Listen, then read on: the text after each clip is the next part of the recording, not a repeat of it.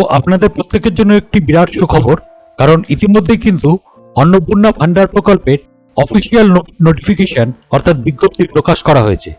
সেই বিজ্ঞপ্তি আপনারা এখানে লাইভ দেখতে পাচ্ছেন এবং এখানে কিন্তু অন্নপূর্ণা ভান্ডার প্রকল্পের সমস্ত নিয়মাবলী দেওয়া হয়েছে, অর্থাৎ কারা কারা অন্নপূর্ণা ভান্ডার প্রকল্পের টাকা পাবেন, কারা কারা অন্নপূর্ণা ভান্ডার প্রকল্পের টাকা পাবেন না, নতুন করে যারা আবেদন করবেন তাদের জন্য কোন কোন নিয়ম রয়েছে, পাশাপাশি অন্নপূর্ণা ভান্ডার প্রকল্পের টাকা কবে থেকে দেওয়া হবে, নতুনরা কবে থেকে রেজিস্ট্রেশন করতে পারবেন, যারা ইতিমধ্যে লক্ষ্মী ভান্ডার প্রকল্পের টাকা পাচ্ছিলেন তাদের আবার নতুন করে আবেদন করতে হবে কিনা, বিস্তারিত কিন্তু এই নোটিশের মধ্যে রয়েছে। এবং আমি এই বিজ্ঞপ্তিটি বাংলায় অনুবাদ করে সম্পূর্ণ আপনাদের কাছে দেখিয়ে দিচ্ছি। তাই জন্য একটি অনুরোধ, ভিডিওটি স্কিপ না করে অবশ্যই শুরু থেকে শেষ অবধি দেখবেন।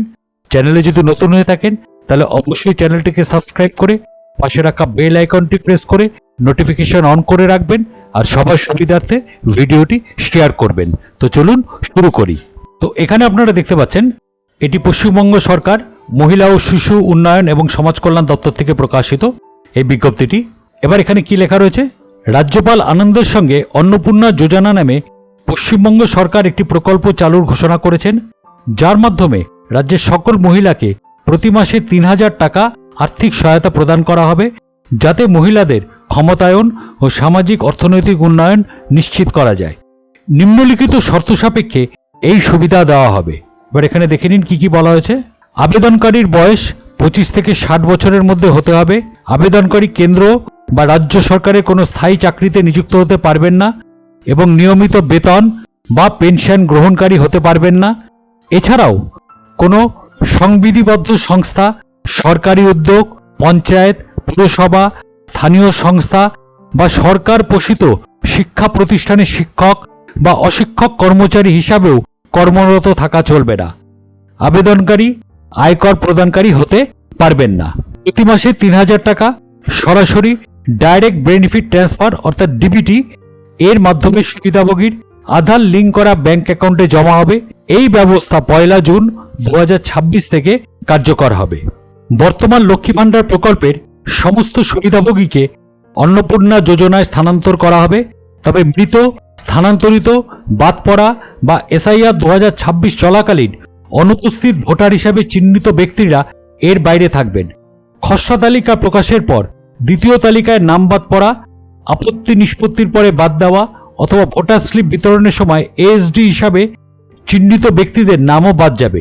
যেসব সুবিধাভোগী এসআইআর ট্রাইব্যুনালে আপিল করেছেন বা নাগরিকত্ব সংশোধনী আইন অনুযায়ী আবেদন করেছেন, তাদের আবেদন নিষ্পত্তি না হওয়া পর্যন্ত নতুন প্রকল্পের আওতায় আর্থিক সহায়তা দেওয়া হবে।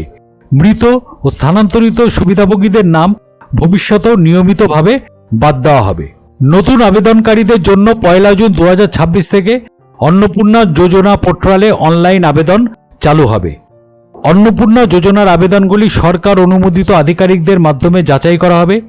গ্রামীণ এলাকায় ব্লক ডেভেলপমেন্ট অফিস, বিডিও এবং শহর এলাকায় সাব ডিভিশনাল অফিসার এসডিওর মাধ্যমে যাচাইয়ের পরে যোগ্য আবেদনকারীদের তালিকা অনলাইনে জেলা শাসকের কাছে অনুমোদনের জন্য পাঠানো হবে। কলকাতা পুর নিগম এলাকায় এই কাজ কলকাতা মিউনিসিপ্যাল কর্পোরেশনের আধিকারিকরা সম্পন্ন করবেন। অনুমোদিত মামলার তদন্ত রিপোর্ট অন্নপূর্ণা যোজনা পোর্টালে আপলোড করা হবে। সংশ্লিষ্ট জেলার জেলা শাসকরা অনুমোদনকারী কর্তৃপক্ষ হিসাবে কাজ করবেন এবং কলকাতা পুর নিগম এলাকায় কমিশনার, কলকাতা মিউনিসিপ্যাল কর্পোরেশন কেএমসির অনুমোদনকারী কর্তৃপক্ষ হিসাবে দায়িত্ব পালন করবেন।